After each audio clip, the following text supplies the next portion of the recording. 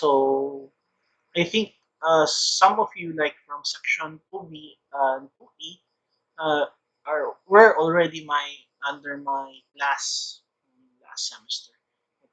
Section 2C is new, so like I'm introducing myself to you. I am architect at the Filtration full-time faculty of this institution. So I'll be teaching you about plumbing and sanitary system. So if you're not familiar with how I handle my class during this pandemic, like you know that I do my classes in an asynchronous manner. Okay, so you can access materials anytime, you can access the videos, then you can ask me um, through my email or my Facebook Messenger, and I'll reply as long as I'm online. Okay, so I hope you're doing fine. So and this week we'll begin our lecture about the plumbing and sanitary system. I think section 2A and section 2B, I've already given you in your previous building technology. I made you copy plumbing layout. Okay? In this subject, you're going to learn about the different types of pipes and the theories behind plumbing. Okay, so let's begin. So plumbing and sanitary system, that's what you where you can find your water to supply and distribution system, drainage system, plumbing fixtures, and the storm water system. So when you say your plumbing fixtures, you're talking about your water closet, your your floor drains, your showers, etc. Okay,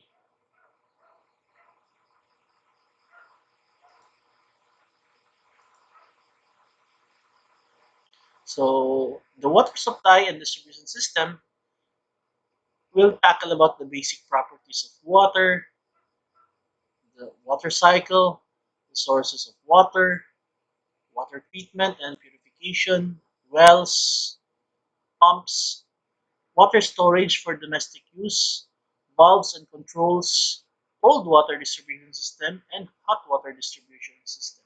So as future architects class, when you design for example, you have, let's talk about a simple residential building.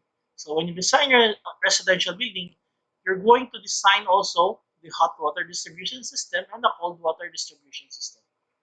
Okay, so you have to be familiar with different tools, different what you call this, the different fixtures, the different electrical uh, amenities that you're going to connect it with.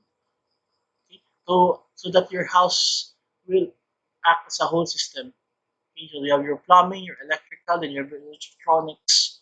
So as the architect, you must have an overview of everything. So let's talk about the basic properties of water. So water class is a universal solvent with a density of 1,000 kilograms per cubic meter at liquid state, which is at 4 degrees Celsius, and 917 kilograms per cubic meter at solid state. Solid state, I think you're already familiar with that in your basic sciences. That when water freezes, it solidifies. Okay, so these are the major stages of water, the water cycle. So I won't elaborate on this because I'm sure you have tackled that back when you were in high school and in elementary. Okay? So you're aware that um, water evaporates, then it condenses, then it goes to the mountains, then it goes underground, and goes back to the ocean. Okay, so that's the water cycle.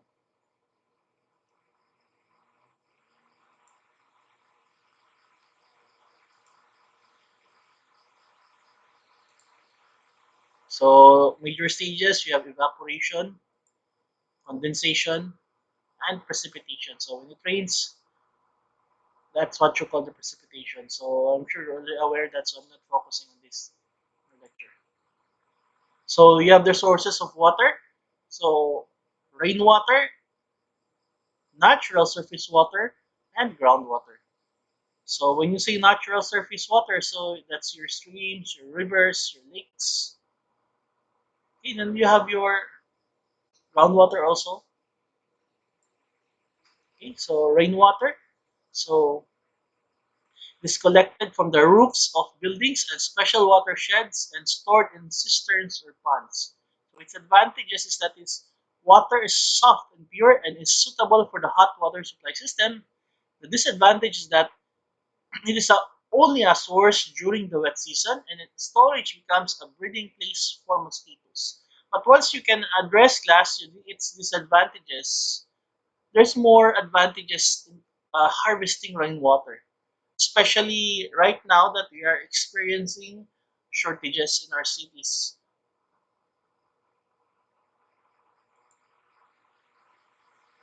For the natural sources of water, you have a natural surface water, which is a mixture of surface runoff and groundwater. So surface sources includes rivers, lakes, ponds, and impounding reservoirs.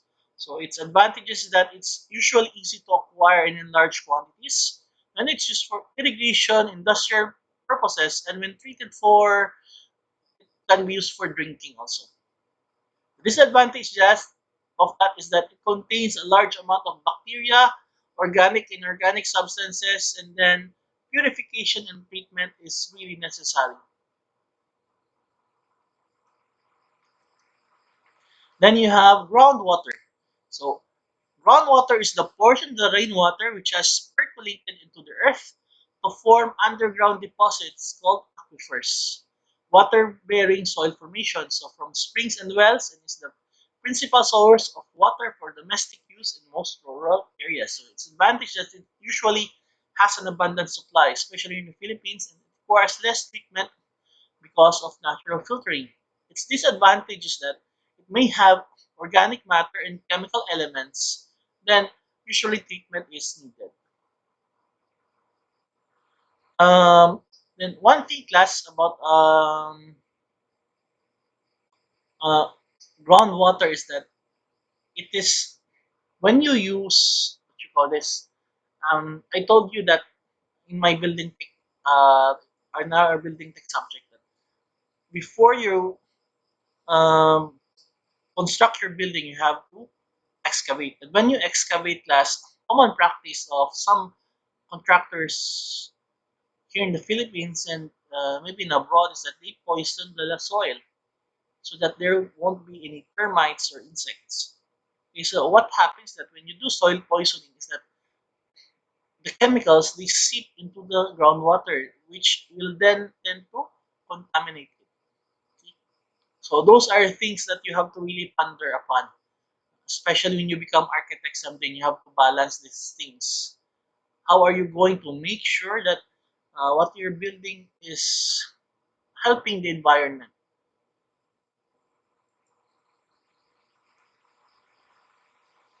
Okay, so the water quality problems and their treatment. So one problem is acidity. So the cause is that it contains carbon dioxide. Then its effects is the corrosion of non-ferrous pipes, rusting and plugging of steel pipes. Then the treatment is passing the water through a bed of crushed marble or limestone to achieve alkalinity or adding sodium silicate. Then another problem is hardness, which is caused by the presence of magnesium and calcium salts. The effect is for clogging of pipes, impaired laundering and cooking, and the treatment is usually boiling and introduction of water softeners made up of zeolite. Then another problem is turbidity, just caused by silt or mud in surface or in ground. The effects are discoloration and bad taste. The treatment is filtration. So class, take note of the different problems is it cause and effect relationships and the treatment. This is not only helpful in your studies right now, but someday you take the board exam, some of this might come up. Okay. Then another problem is color, which is caused by the presence of iron and manganese. The effects are discoloration of fixtures and laundry. The treatment is called chlorination or ozonation and file filtration. Then another problem is pollution, which is caused by contamination by organic matter or sewage. The effect is that it causes disease. The treatment is chlorination. Okay, so this is what our water district here in the city does. think uh, I think you're already familiar with the process of chlorination also.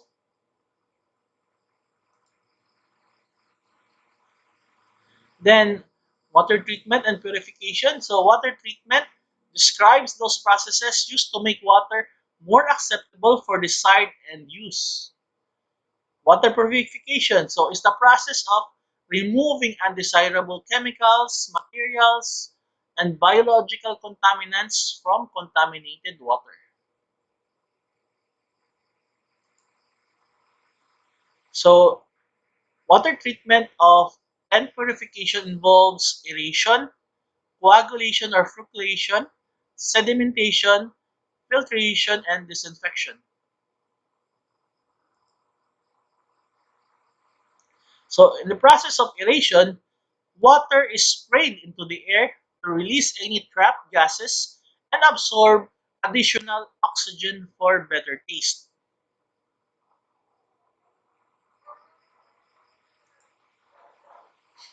The process of coagulation, flocculation, coagulation is the chemical process in which the coagulant reacts with the sediment to make it capable of combining into larger particles. So flocculation is the physical process in which the sediment particles collide with each other and stick together. Okay? So you can see here in the example, you have the coagulant added and the impurities here, they began to gather together, then precipitate and trapped impurities settle to bottom. Okay? So the water is now clear.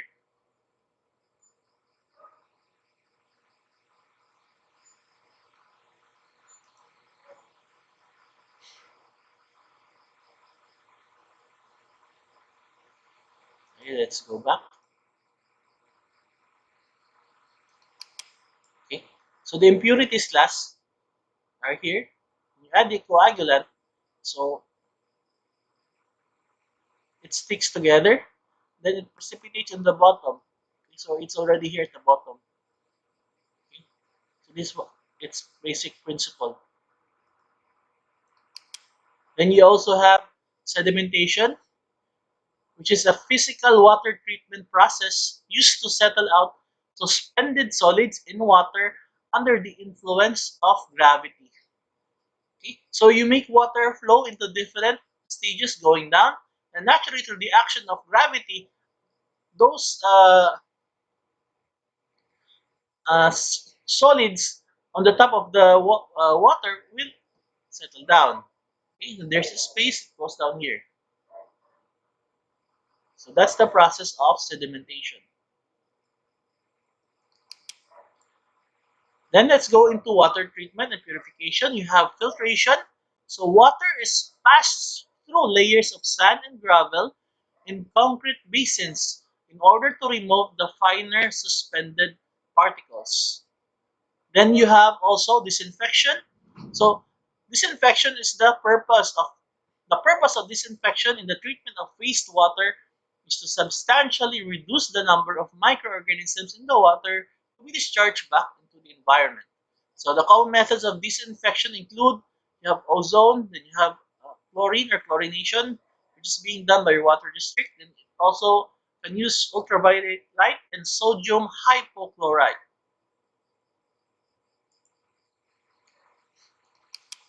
So this is the water treatment process class. Just familiarize yourselves with the diagram.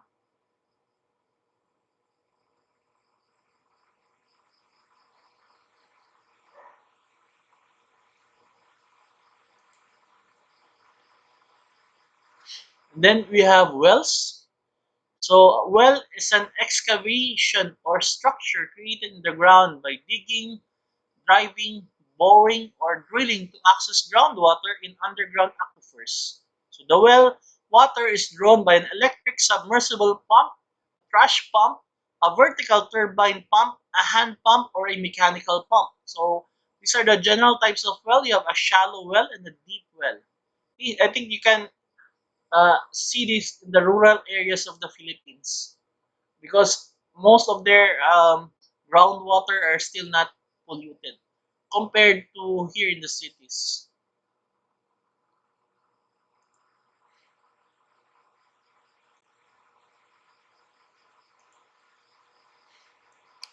So we're going to classify here the types of wells according to method of construction. Okay, so you have your dug wells.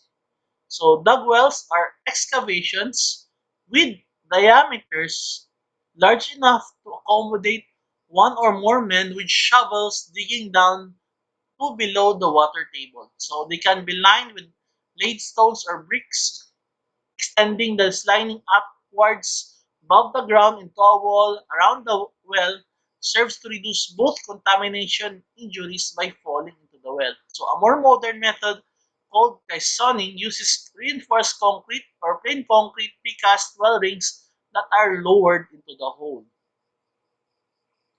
Okay, so you are digging class, then you're going to lay stones at the sides, which is the old method. Now in the modern times, when you dug a hole, you're just going to use caisson or reinforced concrete precast well rings. Okay? So this is the cover. So it has a first zero point 0.4 meters to the top, then another 8 feet. Then you have clean sand and gravel at the sides. This is the water table already. Then here you have your pipes. Then you have a pump. Okay? And at the top you have mounded earth. So what you can see at the top are just the solid concrete cover. Okay?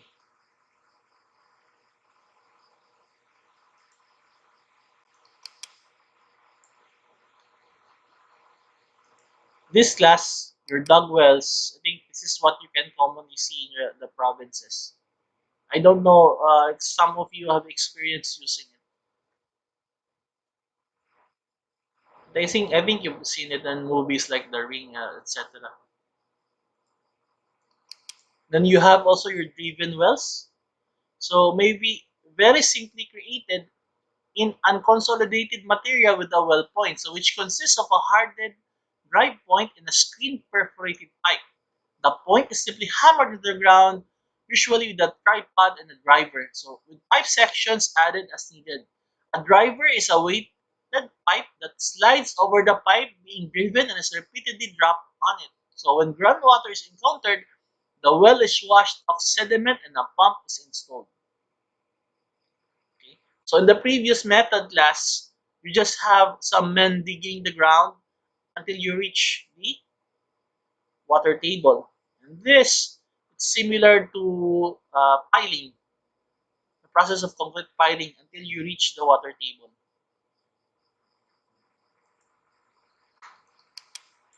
Then you have also your bored wells. So these are dug with earth augers, which are usually less than 30 meters deep. So the diameter ranges from 2 to 30 inches. The well is lined with metal, vitrified tile, or concrete. So if you look at this, so it's just um, a pipe diameter of 2 to 30 inches. So at 2 inches, it's almost as thick as your door. It's 30 inches. So I think you already imagine. Try to get a tape measure and so that you can imagine it more class. So let's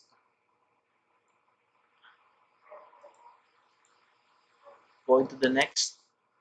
Then you have your drilled wells. So drilled wells can be excavated by simple hand drilling methods, by augering, sludging, jetting, driving, hand percussion, or machine drilling, rotary percussion down the hole hammer. So drilled wells can get water from a much deeper level and dug wells, often up to several hundred meters. So if the groundwater is far below the ground, and it's really hard to excavate it by using a shovel, I think this is a more convenient method because you can dug several hundred meters. So that's really deep.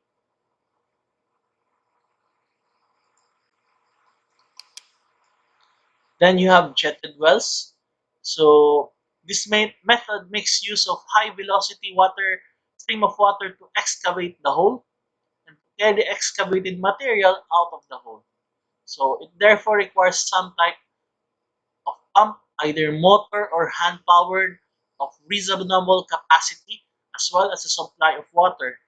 It is possible to separate the water and the excavated material in a settling pool or tank and to reuse the water, thus minimizing the quantity required.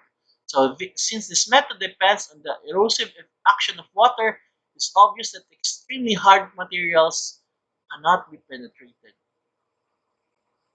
Okay, so these are the different types of wells. So we'll end the first part of our lecture for week one there. So if you have any questions or concerns, class, feel free to message me anytime or send an email. So I hope that you're all doing fine, and then I hope you are all safe and well during this pandemic season. So see you next week. So I'll be posting our activity for this week at our group page. Okay, so take care.